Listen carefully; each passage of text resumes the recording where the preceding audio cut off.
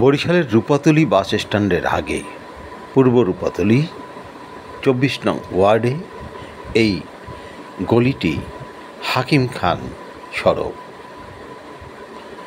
এই হাকিম খান সড়ক ধরে একটু ভিতরে এগোতেই চোখে পড়ে খানাখন্দের বিস্তীর্ণ এলাকা, প্রায় ৩-৪টি পায়ে চলা পথের মতন, যে পথগুলো আসলে সড়কেরই অংশ, কিন্তু চরম অবহেলায় একটু কাদা জলে মাখামাখি।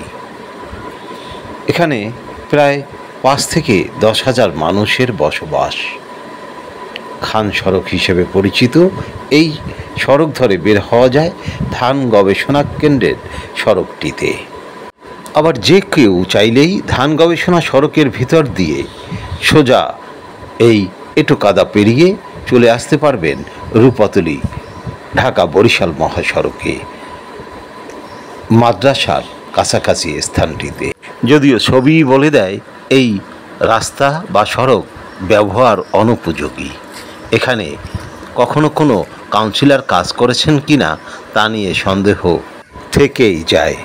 তাই বরিশালের বিভাগীয় কমিশনার ও সিটি কর্পোরেশনের প্রশাসক রায়হান কাউসারের কাছে অনুরোধ থাকবে, একবার এসে এই সড়কটি নিজ চোখে ঘুরে দেখুন।